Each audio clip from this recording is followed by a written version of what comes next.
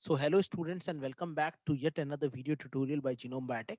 In this video tutorial, we would be talking about the tyrosine kinase associated receptors. Okay, so these are the receptors which are being associated by tyrosine kinase. So these are tyrosine kinase associated receptor. Tyrosine kinase associated receptor. Kinase associated receptors. Okay, so these receptors have associated tyrosine kinase. They lacks their own tyrosine kinase activity present within themselves. These are referred to as cytokine receptors. Now, what do you mean by cytokines? What are the cytokines molecules? Firstly, we must define what is a cytokine. Now, cytokine are specific signaling molecules. Cytokines are specifically signaling molecules. These are specific signaling molecules are specific signaling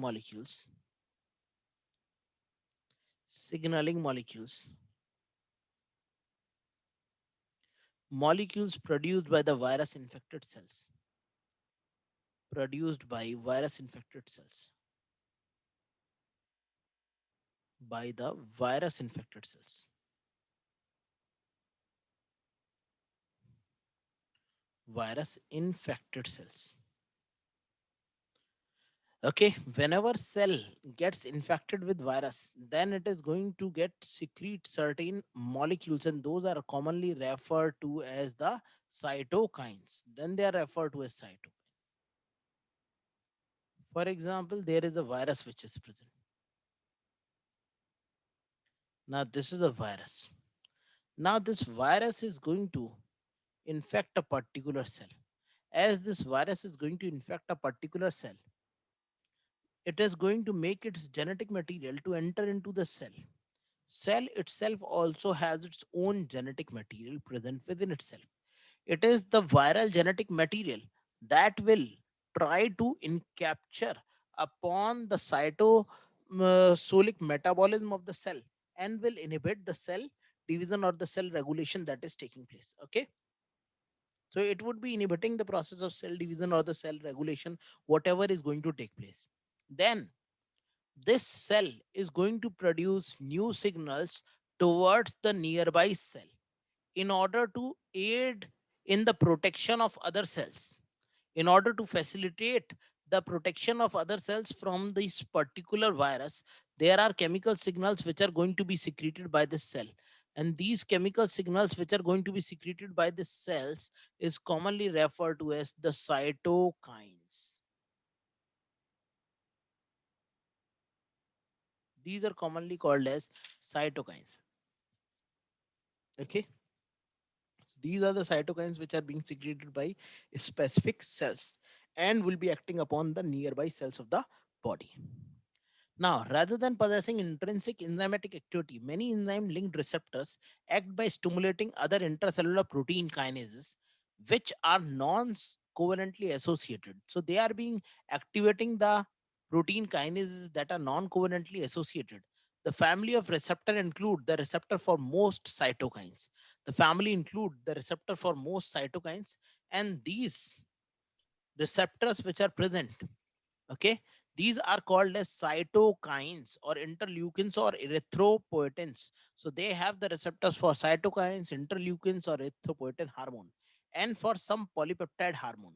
Now see, when the virus has infected a particular cell, for protecting the nearby cell, it is going to secrete certain hormones, and those hormones are commonly referred to as the cytokines. Okay, now how does these cytokines will act? Cytokines will move from one cell towards the other cell, and then they will cause the dimerization of the receptor present on over the target cell. This is the target cell over which a receptor is present. Now, at this particular receptor, the cytokine binding is going to take place. Once the cytokine is going to bind, then the binding of the cytokine will cause an intracellular signaling cascade to be activated. Firstly, the non-receptor tyrosine kinase is going to undergo phosphorylation, cross phosphorylation with regard to each other. It is going to undergo cross phosphorylation. How it undergoes cross phosphorylation, that we must visualize. It will undergo cross phosphorylation so that one molecule is going to phosphorylate the first one, while the first one is going to phosphorylate the second one. Okay, this is the first phosphorylation. This is the second phosphorylation that has taken place. Now, the phosphorylation over the non-receptor tyrosine kinase are going to cause the phosphorylation over the C-terminal domain of the non-receptor tyrosine kinase. ये जो phosphorylation हुआ है ये C terminal domain के ऊपर phosphorylation कराता है. This phenomena is commonly called as autophosphorylation, where the phosphorylation on non-receptor tyrosine kinase is going to phosphorylate the C-terminal domain of the protein molecule. Once phosphorylated, then it is going to attach, it is going to influence the production of a site has been made. This is the new site that has been produced, and this will serve as the binding site for another protein molecule, and that would be referred to as the stat. What do you mean by stat?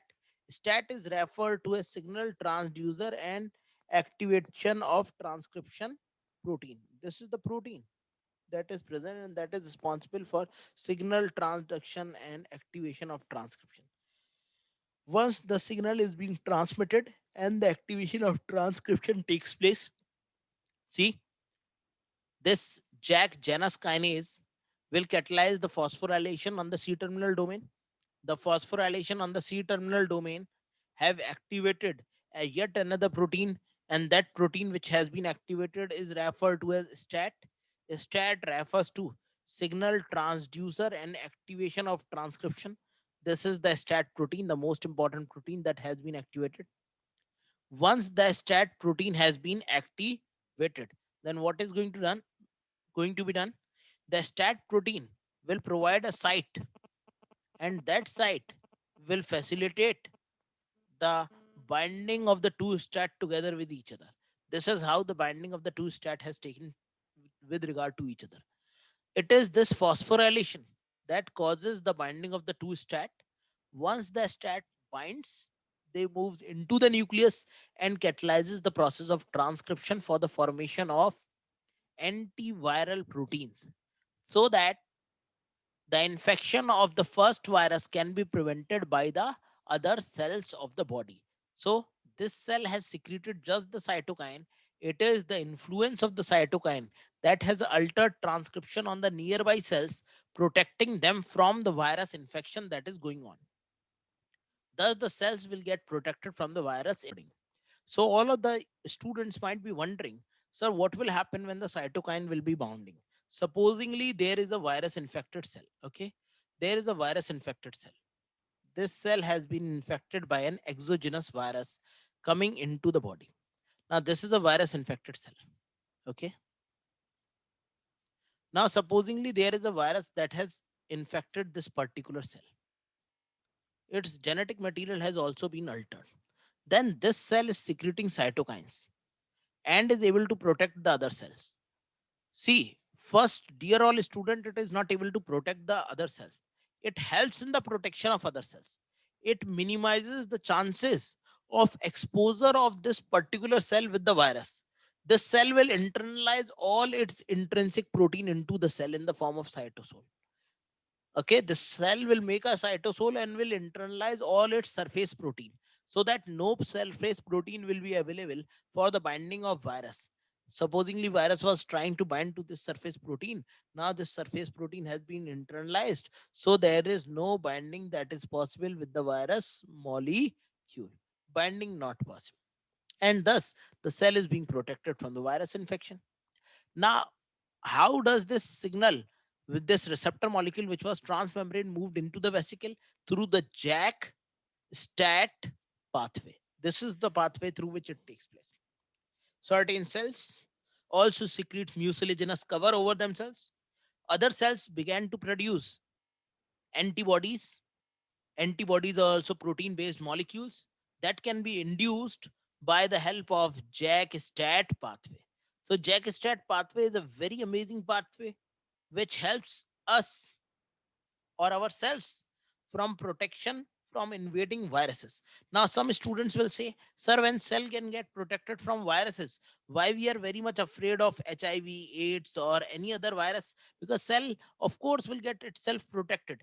No, student, it's not the thing that the cell will always get protected. See, if there is an virus like HIV that changes its etiology even after production of several number of antibodies, the HIV will not be able to be recognized by any of these antibodies. HIV can't be recognized. As HIV can't be recognized, so this HIV can enter into the nearby cells and kill all the nearby cells. Okay. So now these receptor tyrosine kinase are present in the case of interleukin 2, in the case of erythropoietin. Erythropoietin means RBCs forming hormone. Interleukin is another hormone. And for some polypeptide like hormone like growth hormones where cytosolic domains are closely associated with a member of family of cytosolic protein tyrosine kinase, the JAK kinase, which is also referred to as the Janus kinase. Like RTK, the cytokine receptor contain N-terminal extracellular ligand binding domain, single transmembrane alpha helix, C-terminal cytosolic domain. However, the cytosolic domain of the cytokine receptor are devoid of any catalytic activity. This is of utmost importance. That is, the cytosolic domain of the cytokine receptors are devoid of any catalytic activity. There is no catalytic activity in the cytosolic domain of the cytokine receptors. Instead, the tyrosine kinase activity remains associated with them. Okay. Instead, the cytokine receptor function in association with non-receptor protein tyrosine kinase. Okay, so the cytokine receptor remains associated with non-receptor protein tyrosine kinase, which are activated as a result of ligand binding. It is the binding of the ligand that causes the activation to take place. And this non-receptor protein tyrosine kinase associates with cytokine receptor falls into two major families. The non-receptor protein tyrosine kinase can be categorized into two major families. One is referred to as the JAK, another one is referred to as STAT. See, many of these kinases are member of a family of protein, and those family of protein are referred to as SSC family, which consist of SRC, proto-oncogene, and other closely related protein. SRC possess tyrosine kinase activity. So SRC remains associated with non-receptor proteins, and those are referred to as Janus kinase, also referred to as JAK kinase. So SRC always remains associated with another protein called as JAK proteins, also referred to as Janus kinase proteins.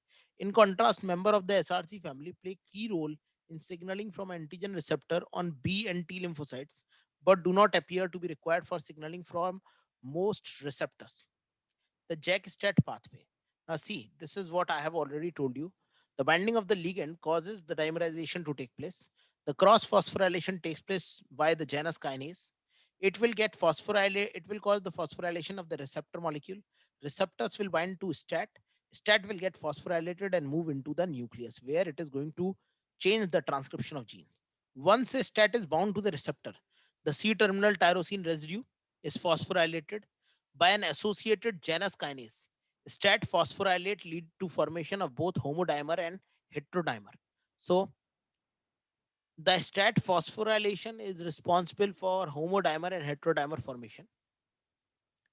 Last, the STAT dimer moves into the nucleus where they bind to specific enhancer sequences. Okay.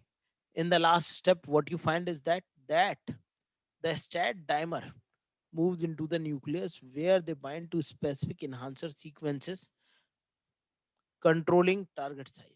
STAT binds to enhancer sequences and they are going to control the target sites. Okay, this is all about the JAK STAT pathway.